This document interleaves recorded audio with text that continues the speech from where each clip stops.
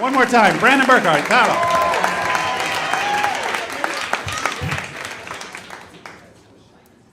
Before my first date with Laura, we were in love. By the end of our second date, she had broken my heart twice. Now, she was my big crush my senior year of high school. We only talked a handful of times, but that was enough for me to creepily follow her down the hallway between classes. I wrote an epic Shakespearean sonnet about her, and I joined French Club because she joined French Club.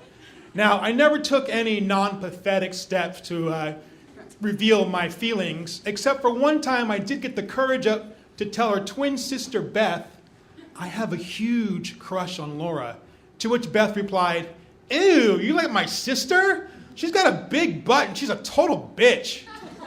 When you gotta type, you gotta type. So after graduation, I never saw her again until our 10-year high school reunion. John Marshall High School, San Antonio, Texas, class of 1990. All night long at that reunion, we danced to such 80s classics as Come On Eileen and Safety Dance. At the after party, Laura and I only had eyes for each other. I was really impressed that she was pre-med at UT Austin, and she had just spent 2 years working with the Peace Corps in Africa. By the time I flew back to LA the next morning, I was once again smitten. We started having these really long phone conversations, you know, the kind that end with, okay, you hang up first. No, you hang up first. No, you hang up first. After 2 weeks of this stimulating banter, we finally admitted that we were falling for each other.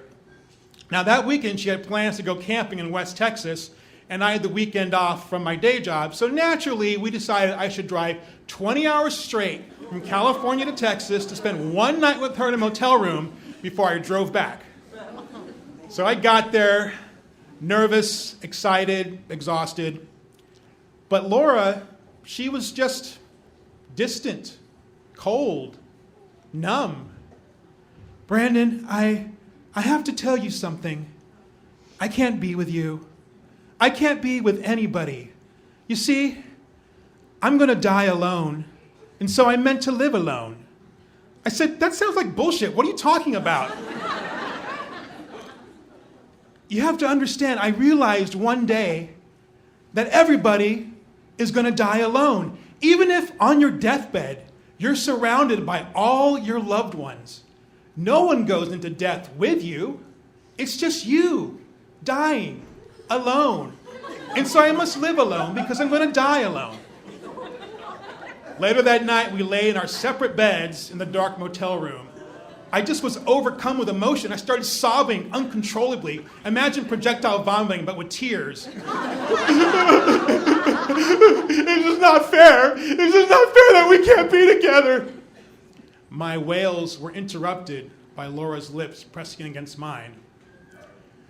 The other bed remained unused the rest of the night. Turns out my incredible pain was the ultimate aphrodisiac. Yeah, it's kind of foreboding, right?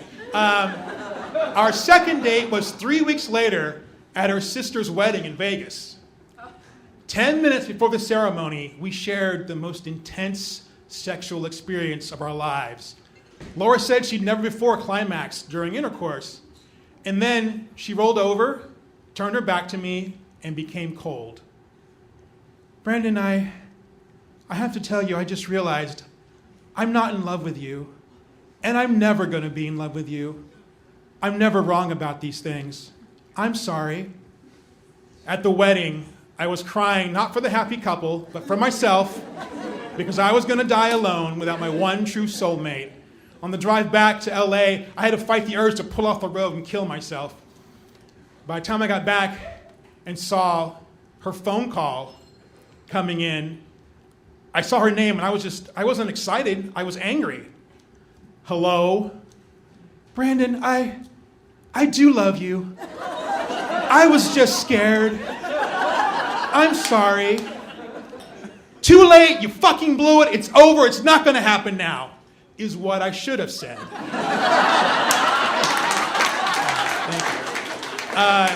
Instead, I doomed myself to 7 more months of this emotional roller coaster. I love you too. So we started visiting each other when we had breaks, like Thanksgiving, Christmas, spring break. We'd go to Texas or California. And when we were together, it was great. It was wonderful. It was perfect. She wanted us to stay awake the entire time because she didn't want to miss 1 second with me. When I finally did fall asleep at like 4 in the morning, I woke up and I saw her just clutching my penis, staring at it. It's so beautiful. I can't stop looking at it. The problem was when we were apart, she would get controlling and jealous.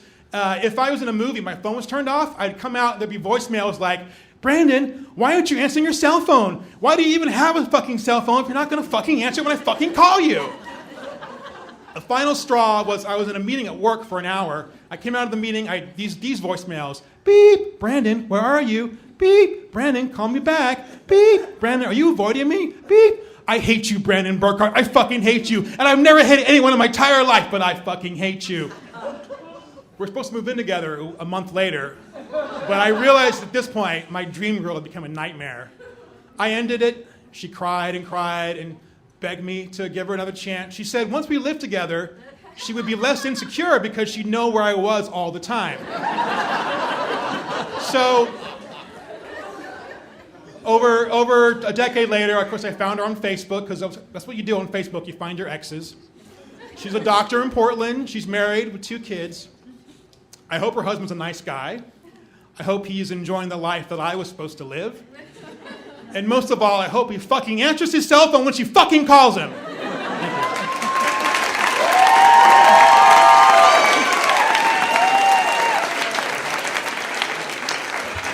Come on, Brandon Burkhart.